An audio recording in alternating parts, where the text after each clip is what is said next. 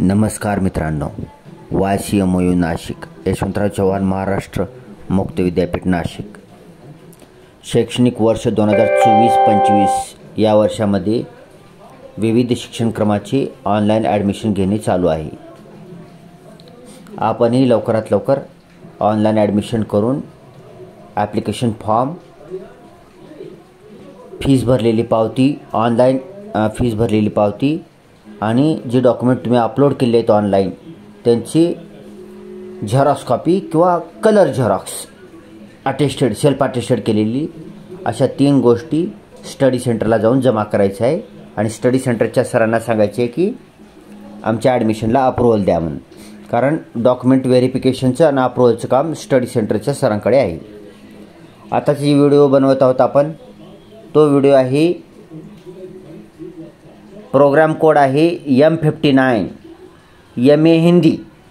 तर MA हिंदीचं ती पण NEP पॅटर्ननुसार 2023 मध्ये चालू झालेला कोर्स आहे। हा प्रोग्राम कोड आहे M59 MA हिंदी।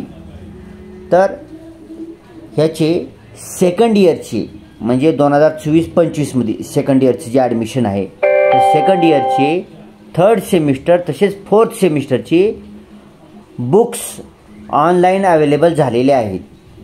त्याला आपण ई-बुक्स म्हणतो आणि हे ई-बुक्स आपल्याला ycmou.digitaluniversity.ac या यशवंतराव चव्हाण महाराष्ट्र मुक्त विद्यापीठाच्या ऑफिशियल वेबसाईटवर गेल्यानंतर होम पेजवर ई-बुक्स फ्री डाउनलोड ह्याच्यावर ऑप्शनवर क्लिक केल्यानंतर पुढे तुम्हाला निळी लिंक दिसेल की download books in PDF files. त्या निळ्या लिंकवर क्लिक केल्यानंतर ह्युमॅनिटीज अँड सोशल सायन्सेसवर क्लिक करायचं।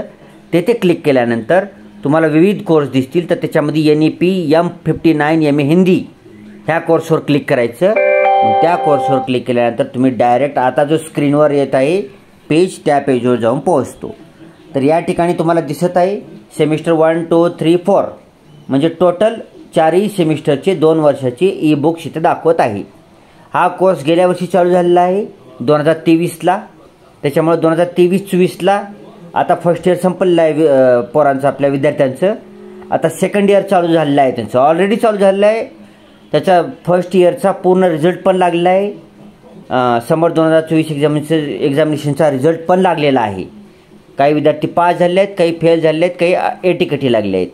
तर एक ध्यानात ठेवायचं, यशवंतराव चव्हाण महाराष्ट्र मुक्त विद्यापीठामध्ये तुमचं फर्स्ट इयरचे सगळेच सब्जेक्ट तुम्ही फेल बी झालो किंवा सगळ्या सब्जेक्टला तुम्ही ॲब्सेंटी असताल किंवा सगळे सब्जेक्ट पासही झाला, हे काहीही झालं असलं तरी तुम्हाला सेकंड इयरला ॲडमिशन मिळतं।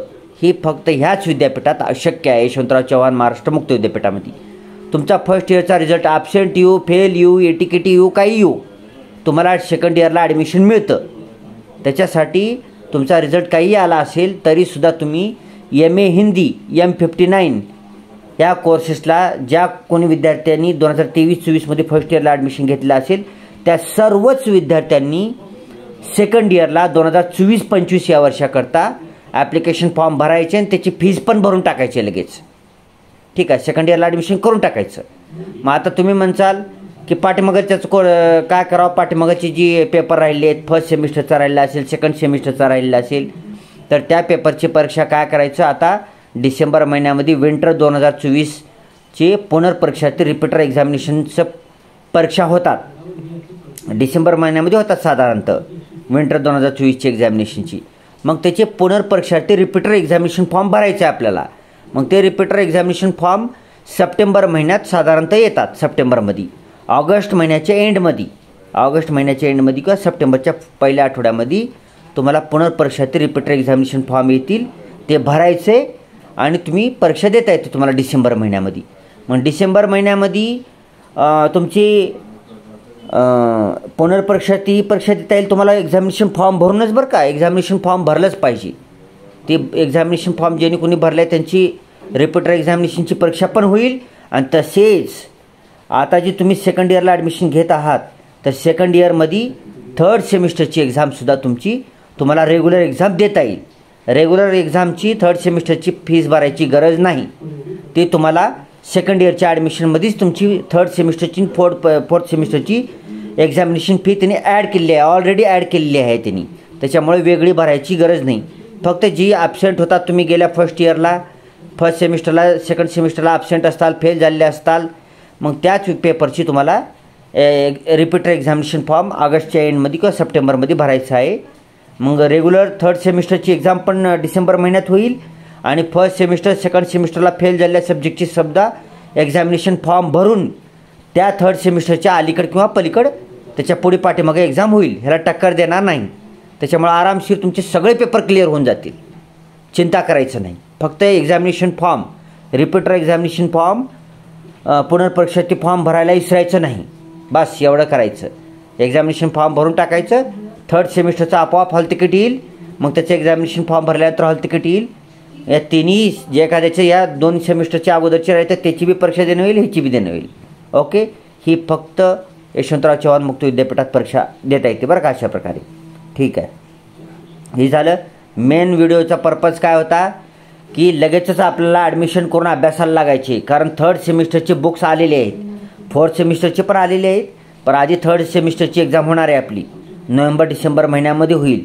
आता युनिव्हर्सिटीने काय केलं आहे की कडक शेड्यूल तयार करत आहे. त्याच्यामुळे नोव्हेंबर डिसेंबरमध्ये एक्झाम होणार आहे. आता जुलै महिना संपत आलेला आहे. ऑगस्ट सप्टेंबर ऑक्टोबर 3च महिने राहिले आणि बुक्स तर मोठे मोठे आहेत, खूप बुक्स आहेत. MA हिंदीचे बुक्स खूप जास्त आहेत. त्याच्यासाठी लगेचच अभ्यास करायला लागायचा आहे. आता आधीच्यावनी कॉपी चालना गेले, कॉपी मुक्त झालेली आहे. कॉपी स्ट्रिक्ट करत आहे, कॉपीला प्रतिबंध करण्यात येत आहे, रेस्ट्रिकेट करत आहेत. त्याच्यासाठी आतापासून थोडं आता मला माहीत आहे की यशवंतराव चव्हाण मुक्त विद्यापीठामध्ये जे आपले कॅन्डिडेट्स असतात, जे ॲडमिशन घेतलेले विद्यार्थी असतात, ते जॉब करत असतात माहीत आहे. तरी पण आपल्याला थोडा वेळ काढून जर तुम्ही आजपासून वाचायला सुरू केलात तर तुम्हाला खूप चांगले मार्क पडतील. 75-85% मार्क पडतील थर्ड सेमिस्टरच्या एक्झामिनेशनला. तसेच तुमच्या अगोदरचे फर्स्ट सेकंड सेमिस्टरचे काही पेपर राहिले असतील तर त्यांचाही अभ्यासक्रम तुम्हाला अभ्यास करून एक्झामिनेशन फॉर्म भरून लगेच थर्ड सेमिस्टरसोबत त्याला ऑल क्लिअर करून काढून टाकता येते. फिनिश. ओके. तर आता बघूया थर्ड सेमिस्टरचे बुक्स कोणकोणते आले बघू. ओके. थर्ड सेमिस्टरचे बुक्स सगळं डाउनलोड करा. हां. तर याच्यामध्ये 3 सेक्शन आहेत. इलेक्टिव्ह पेपर आहे, मॅन्डेटरी आहे, रिसर्च प्रोजेक्ट आहे. इलेक्टिव्हमध्ये कोणकोणते आहेत? इलेक्टिव्ह म्हणजे ऑप्शनल. बघूया ऑप्शनलमध्ये कोणकोणते आहेत. हे का बघा, ऑप्शनलमध्ये आहेत HIN 605 आणि HIN 606. HIN 605मध्ये किती बुक्स आहेत बघा. बुक नंबर 1 आहे, बुक नंबर 2 आहे, बुक नंबर 3 आहे, बुक नंबर 4 आहे. HIN 605मध्ये 4 बुक तर एकाच पेपरचे आहेत. आहे का? किती अवघड आहे बघा. आता बॅग घेऊया. आता ही HIN 605 आणि HIN 606 आहे. ह्या दोन्हीपैकी तुम्हाला एक इलेक्टिव्ह आहे पेपर. दोन्हीपैकी एकच घ्यायचे. ऑप्शनल पेपर आहे. दोन्हीपैकी स्टडी सेंटरच्या सरांना फोन लावायचं, या दोन्हीपैकी कोणता घेऊ विचारायचं. काही भविष्यातलं काही काम म्हणजे काही महत्त्वाचं ह्या पेपरशी संबंधित काही असेल, तुमचा फायदा वगैरे असतील तर सर सांगतील तुम्हाला. HIN 605 आणि HIN 606 या दोन्हीपैकी एक सिलेक्ट करायचं फॉर्म भरताना, ॲप्लिकेशन फॉर्म भरताना सेकंड इयरचा. आता HIN 605ची पुस्तकं बघितली. आता HIN 606चे बघू. ह्याचे पण बुक 1, 2, 3, 4 अवेलेबल आहेत. ओके. टोटल बुक अवेलेबल आहेत. ह्याचे सगळे प्रिंट ऑप्शनवर प्रिंट करून का इथं क्लिक करा. याच्यामध्ये कुठं आहे का इथं प्रिंट ऑप्शनवर क्लिक करा आणि तुमच्या स्मार्टफोनमध्ये सेव्ह करून ठेवा. कधी बी वाचता येईल तुम्हाला. ओके. चलो. ओके. बॅग घेऊया. इलेक्टिव्ह पेपर झाले त्या मॅन्डेटरी म्हणजे कंपल्सरी पेपर्स. तर 4 पेपर असणार आहेत compulsory. HIN 601, HIN 602, HIN 603, HIN 604. आता HIN 601मध्ये पुस्तकं किती आहेत बघू ह्या पेपरमध्ये. त्या का ह्याच्यामध्ये सुद्धा 4 बुक्स आहे. अवघड आहे बाबा. तुम्हाला 3 महिन्यांमध्ये बी एवढे पुस्तकं वाचणं, ह्याचे नोट्स तयार करणं म्हणजे जर थोडंसं अवघड वाटायला, तुम्ही दररोजच्या दररोज मित्रांनो अभ्यास करा. दररोज थोडं वाचत राहा. ह्याला डाउनलोड करून घ्या PDF आणि थोडं वाचत राहा. ह्याचे मुद्दे पाठ करून टाका परीक्षेपर्यंत. म्हणजे परीक्षेमध्ये मुद्द्याशी संबंधित काही ना काहीतरी लिहिता येते. ओके. 601 झालं. ओके. आता 602 बघूया. 602मध्ये बी 4 बुक आहेत. बाबा 4 बुक्स आहेत. ओके. ही पण बघा 1, 2, 3, 4 बुक्स आहेत. ओके. डन. पुन्हा घेऊया 603. या 603मध्ये बी 4 बुक आहेत. हे बघून घ्या. पुन्हा आहे 604. हां. 1 मिनिट. आणि एकदा 604ला ओपन करूया आणि एकदा करूया 604. तर HIN 604चे बुक अवेलेबल झालेले नाहीत. युनिव्हर्सिटीनं फोल्डर तयार केले बरं, मध्ये बुक डेटा टाकायचा विसरून गेलेला आहे, त्यांनी अपलोड करायचा विसरला आहे, तरी काही काळजी करायची नाही. एक 5 ते 10 दिवसामध्ये याच्या 600-400 सुद्धा बुक्स ह्याच्यामध्ये ह्या फोल्डरमध्ये तुम्हाला आलेले दिसतील. ठीक आहे, काळजी करायचं नाही. आल्यानंतर मी सांगेन व्हिडिओ बनवून. ठीक आहे, बरं आता आहे तिथं डाउनलोड करून त्याचं सेव्ह करून ठेवा आणि त्याचा अभ्यास करायला चालू करा. Okay, done. चलो, आता राहिलं रिसर्च प्रोजेक्ट. ह्याच्यावर क्लिक करा. रिसर्च प्रोजेक्टचं पेपरचं नाव आहे HIN 600. क्लिक करा. हो का, ह्याचंसुद्धा रिसर्च प्रोजेक्टचं आणखी माहिती आली नाही, तीसुद्धा 5 ते 10 दिवसामध्ये येईल. आल्यानंतर व्हिडिओ बनवून सांगण्यात येईल. ठीक आहे मित्रांनो, तर अशा प्रकारे आपण MA हिंदी M59 NEP पॅटर्ननुसार सेकंड इयरचे 3rd सेमिस्टरचे सगळे बुक्स आलेले आहेत. काही 1-2 सोडले तर बाकीचे सगळे आलेले आहेत. तर तुम्ही अभ्यासाला लागू शकता ही सेव्ह करून. आणि तसेच अभ्यासाला लागण्याच्या अगोदर ॲडमिशन घ्या सेकंड इयरला. ॲडमिशन घेतल्यानंतर अभ्यासाला लागा. ठीक आहे, लवकरात लवकर ॲडमिशन घ्या. आता कसं आहे, नॉर्मल रेग्युलरची तारीख आहे MA हिंदी M59ला ॲडमिशन घेण्याची तारीख आहे. शेवटची तारीख आहे 31 जुलै 2024. आता 31 जुलैनंतर तारीख वाढेल का न वाढेल ह्याचं काही सांगता येत नाही.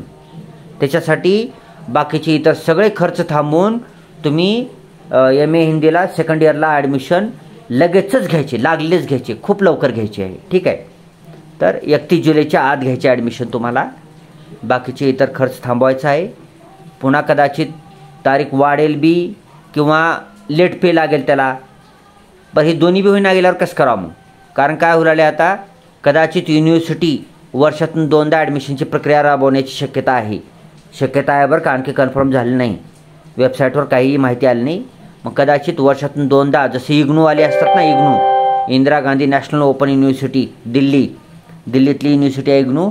तर इग्नू काय करते की जुलै सेशन आणि डिसेंबर सेशन किंवा त्याला जानेवारी सेशन म्हणतात, अशा 2 सेशनमध्ये ॲडमिशन करते.